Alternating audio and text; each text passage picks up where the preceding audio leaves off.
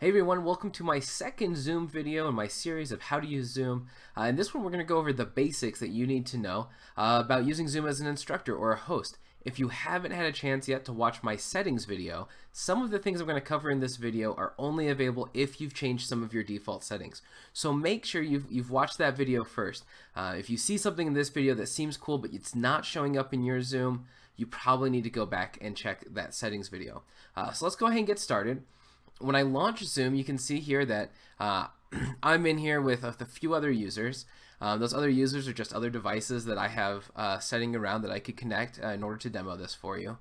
In order for this screen to show up, at least one person has to be sharing video. In this case, it's that Professor OK iPad is sharing video. I just have the camera blocked. This is what we call speaker view. So it's going to show me who is the most recent to speak, who is currently speaking. I really only use this if there's a lot of people in the meeting or in the class and I just need to focus on the person talking. Other than that, I usually use gallery view.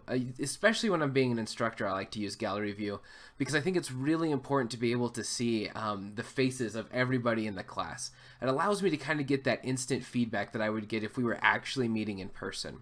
With this page now pulled up, I want to just go through our tools at the bottom of the screen and kind of explain what they're all for. So in the bottom left corner, we have the unmute and start video buttons. You can see right now I'm muted. That's because the microphone that I usually use for Zoom calls I'm using for this video. I also have my video muted. That's because, again, the camera that I usually use for Zoom calls I'm using for this video. If I unmuted this, I think Zoom would freak out because it would try to access a camera that's already being used. Could use one of my other cameras, but we don't need to see that. So that's how we can start our video, make sure that we talk. We want to make sure that students know that if they're going to speak, they need to go down here and unmute themselves.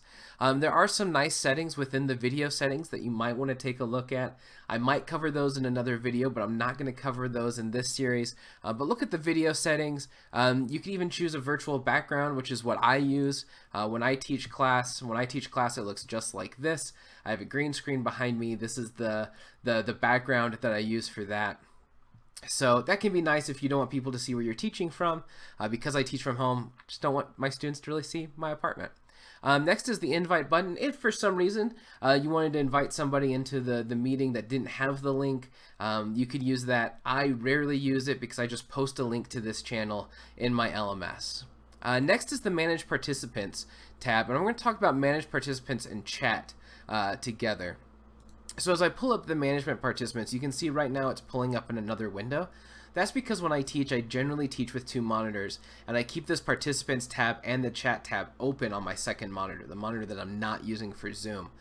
Since I am going to show you everything on just one screen today, let's go ahead and just merge that to the meeting window. And I'm going to do the same thing with the chat. So I'm going to this three-dot drop-down menu and then down to merge to meeting window. So now we can see that we have the participants here. If there were more, I would be able to scroll. And then we have our chat down at the bottom. So let's talk about some of the things we're seeing in this participants tab.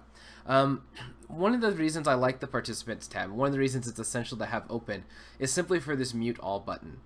We want to make sure that not everybody's trying to talk at the same time.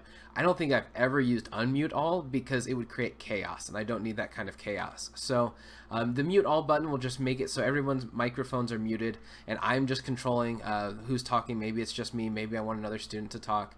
I can also unmute specific users. If I try to unmute a student, before it unmutes, it's going to ask them on their end, is it okay for us to access your microphone? With this more, but I can do the same thing with camera. I can ask, let's see, go to this one, ask to start video, but it's not going to immediately open up their camera. It'll only start the video after the student agrees to start the video. So I think that's pretty important. I do ask all of my students just to go ahead and start their video from the beginning of the meeting because I want to see them. I want to see their faces.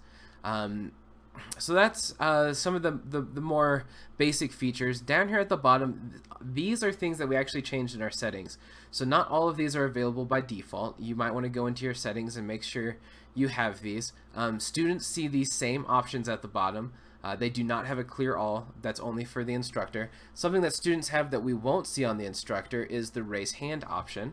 So I just reached over to my iPad here and you can see that I now see that the iPad has a question to ask, and so I could call on them and answer that question. And then once I've answered it, I can lower that hand by clicking lower hand here, or I can just clear all. One of the things you want to communicate to your students when using Zoom is how are they supposed to ask questions? How are you going to field questions? I tell my students that there's 3 things they can do, and I'll pay attention to any of them. They can either just unmute themselves and interrupt me and ask a question. I'm fine with that. You might have different preferences. They can raise that digital hand, in which case that's why I leave the participants tab open so I can see those hands go up. Or they can send the question that they have in chat. Sometimes I like for them to send it in chat because another student might answer it before I get to it, which allows me to continue doing what I'm doing and really allows that back channel to work in my favor. I do not tell students to raise their physical hand because even though I can fit about 25 thumbnail videos here on the screen, it's really hard for me to pay attention to those 25 different videos to see that hand go up.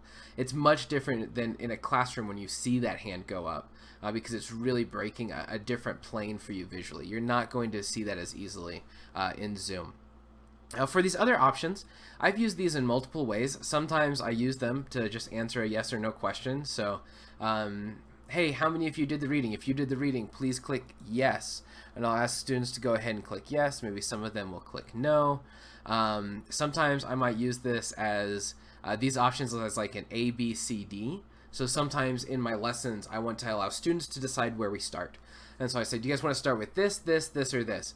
In that case, I always make sure I have a slide that communicates those choices. And on that slide, I'll say click yes for option A, click no for option B, click go slower for option C, so on and so forth. And so then I can kind of use this as a voting mechanism. And I like to do that better than using a poll, just because the polls get saved and I don't want to save a bunch of polls for questions that I'm just going to use once in one class. Students can also use these to just provide you with that nonverbal feedback. They can tell you to go slower, they can tell you to go faster. Under this more, they can dislike, like, they can clap.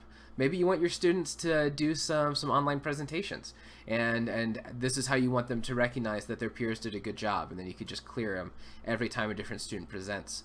There's this need a break button. I think that's very important. Maybe I'm teaching a 3-hour course and I forget that an hour and a half in, my students probably need a break.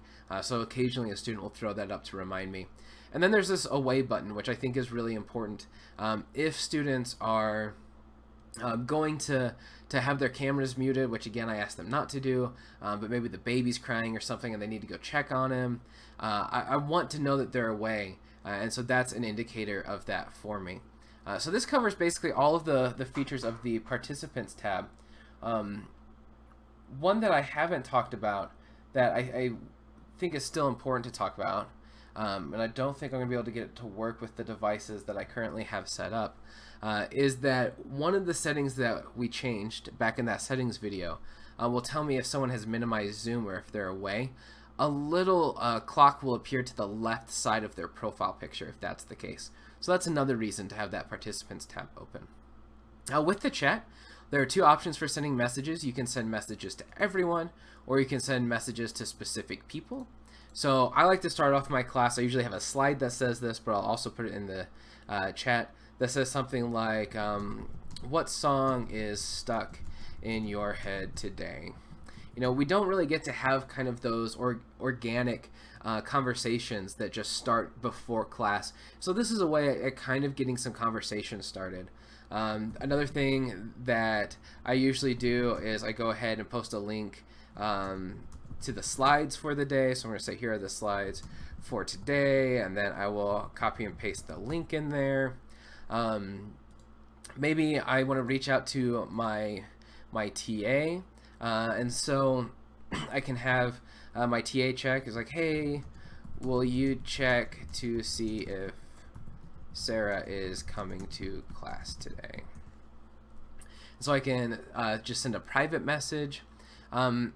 If you do have a TA, which I would highly encourage you to use a TA or a teaching assistant or a co-teacher your first couple of times using Zoom, because it makes it much easier to manage all of the different things going on with the chat and people raising hands and needing questions and seeing screen shares, etc. The easiest way to do that is you just go up here. So this is going to be my TA, and then make co-host. So once I make them a co-host, that gives them a little bit more power within the channel. One of the things that they're going to be able to do is navigate through breakout rooms, which we'll talk about here in a little bit. And then I could maybe send a private message to a student. I could say, hey, will you share that cool thing you did with the homework? So that allows me to reach out to a student individually. Then I just have to make sure that I switch back to everyone if I'm going to send a message to everyone. If someone sends a message to me privately, I do believe that Zoom defaults to replying to them when I type a message instead of replying to everyone. So that's the participants and chat. Next over here, you can see that we have a polls button. So I'm going to go ahead and open that up. With the polls, these are the polls that I've created before, so they're all saved automatically. Let's go ahead and open up this Zoom use poll. If I want to create a new poll, if there's a poll that I haven't used or that I just want to use for today that I haven't created previously, if I click edit, it will actually open up the poll creating feature within Zoom's website for me. So if you want to create a poll and you're like, oh, I should have made a poll for that and I forgot, that's a really easy thing that you can do. So I'm going to go ahead and launch this polling. When I launch the polling, students are going to see those questions. So I'm going to go ahead and on the devices that are near me, I'm going to answer this. Now you don't see data in real time. Instead, what you will see is once students have submitted their answers, this updates.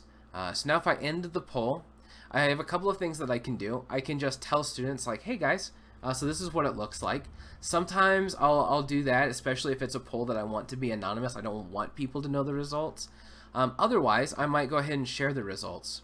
And when I share the results, students just see a pop-up that looks just like this window here. So students are going to see this same window on their screens that lets them know the results of the poll.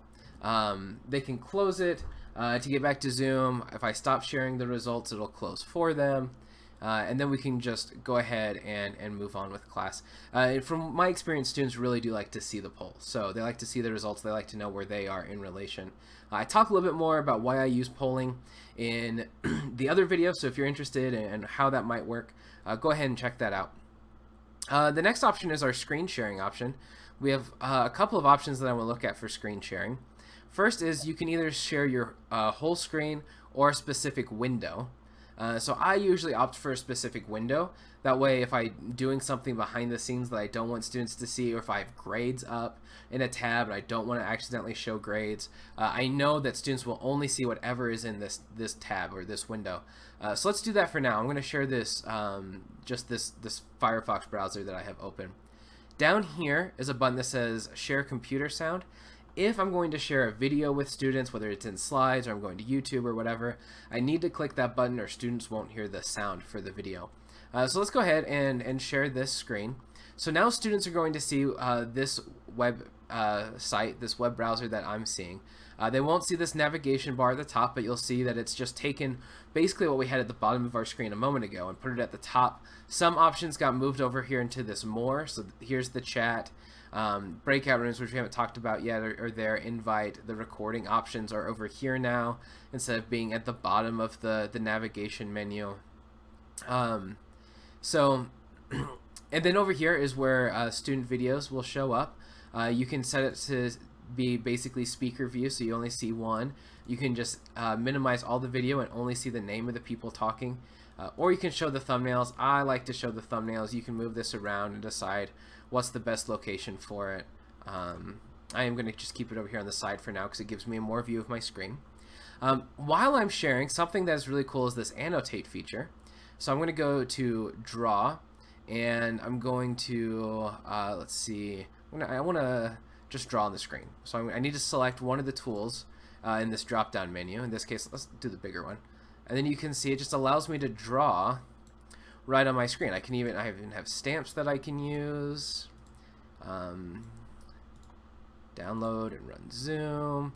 Spotlight's really cool. It gives me an arrow stamp that is a little bit bigger and puts my name on something, so they know that, like, hey, I'm telling you, you need to do this. This Spotlight feature just puts a laser pointer on your cursor. And then to clear it, you can clear all drawings. You can also save your drawings. So maybe I'm circling something and I want students to be able to see it later. This allows me to save that. So for now, let's clear all the drawings. I'll show you a little bit more about these tools in just a second. I can also pause it if I want to do something behind the scenes and not let students see what I'm doing, and then share it again so that they can see it. So that's the first option for sharing. The other one that I think is really cool is this whiteboard feature, which is very similar to what I was just doing. You can see all of my tools are back, but now I'm actually on this whiteboard. So maybe I'm teaching a class where I want students to be able to show me that they can do something. So maybe I'm having them diagram an interaction in Excel. Well, I could just have them share their screen to show me the Excel, or I could ask them to draw using the whiteboard the interaction. And so they could actually draw that, and then if they click the eraser, anytime you just hover, click and hold over something, it'll erase everything that's connected. I could also use this, maybe I need to diagram something. And so, you know, instead of trying to talk through a diagram, if I want students to see the process, excuse me, of me diagramming this, this is a great way to do it. There, it was too long. And then students can kind of see that process. So I think the whiteboard feature, while maybe not as usable as a physical whiteboard, or maybe not as usable as it might be if you're using a tablet, is still a really good feature to know about. So down here we have just two more things that I want to talk about. To do that, first I'm going to close these. So the first one is the record option. You can record it to your computer or the cloud. I prefer recording to the computer because it will record whatever I'm seeing in Zoom. It will record the gallery view as opposed to the speaker view. If I record to the cloud, I think it only does the speaker view. So I like that. Plus, recording to the computer gives me a little bit more flexibility with how I share the video. Maybe I want to upload it into Google Drive or Box so people can download it. Maybe I'm going to put it on YouTube. Whereas if I record it to the cloud, they're going to have to access it through Zoom. And lastly are the breakout rooms. So breakout rooms I think are hugely important. One of the key pedagogies that a lot of us probably use in the classroom are small group discussions. The breakout rooms allow us to do those small group discussions. So in this case, I'm going to automatically assign 2 rooms. And so I have 3 participants. It's going to do 1 to 2 participants per room, which is fine. So I have the 3 participants. I'm going to automatically do them. If you have predetermined groups, maybe students are working on a group project and you want them to be able to discuss it in class, then you could do manually, and it just would have you create groups and assign students manually to the groups. But I'm going to do automatically. So here I can see that this is how it's split it up. Students cannot see these rooms until I open them. So I'm going to go ahead and open these rooms, and now let me go to these other devices that I have here. So we can see everybody was able to join. Now I want to go ahead, I'm going to jump into this second breakout room. It's going to open on my other monitor. Oh no, it didn't. Great. So it tells me I'm now in a breakout room. I can see this video here. I have all of the same features that I had before. If I send a message in the chat, it only sends to the other people in the breakout room. If I want to send a message to everyone, then I need to go back to the breakout rooms and click broadcast message to all. So maybe I'm going to give everyone 2 more minutes. And so when I broadcast that to them, they're just going to see a green pop-up window at the top of their screen with green text in it that has the message. If you remember earlier, I made this other Cecil into a co-host, and so now as a co-host they have the ability, they can also jump between rooms. So you can see they just jumped into this room. I didn't have to reassign them, and that's really one of the key reasons to have a co-host. If I have 5 groups, then I can make sure that my TA and I are in 2 different groups, and as we rotate through them, it means less time between us answering their questions and more time with each group, making sure that they're on task, they're working, they're discussing the things we want them to discuss. When I'm ready to close the rooms, I click close all rooms. It's going to bring up this option here where you can see it will return to the main session in a set amount of time. I'm clicking return to main session on all of my other devices, and then I'm going to go ahead return to the main session myself. And here we go, back in the main session. So those are all the basic features of Zoom that I think you really need to know about. As an instructor, when you are getting ready to teach your classes, you're getting ready to use Zoom for the first time, I think if you just know those things, you will still be able to give your students the interactive, dynamic, group-oriented, participatory experience that they would expect to have in an in-person class. So, we obviously do lose out on some of the rich interactions that we have, but it still allows us to replicate a lot of things. The last thing that we need to talk about is simply how to end the call. In the bottom right-hand corner here, you see it says end meeting. You have a couple of options here. If students are still hanging out and talking after class, or if they're still collaborating on something, then I just want to leave the meeting. I don't want to end the meeting for them because they're still using the meeting space. Once I close end meeting for all, everybody in the meeting gets kicked out of it. And so if I have students who are still working, I'll just do leave meeting. In this case, I would probably just click end meeting for all. It would close everybody out. And that would be it. We'd be done with class. So hopefully this video is helpful to you as you are trying to figure out what is the best way for me to use Zoom to help my students learn, to give them a rich interactive experience, and really be able to maybe emulate some of those best practices that you would use in person. If you had any questions about the settings, go back, check out the settings video. If you want to know what things look like from the student side and what students can do in Zoom, I have a third video specifically meant for students. So check that out as well. Thanks for stopping by, and I hope this was helpful for you.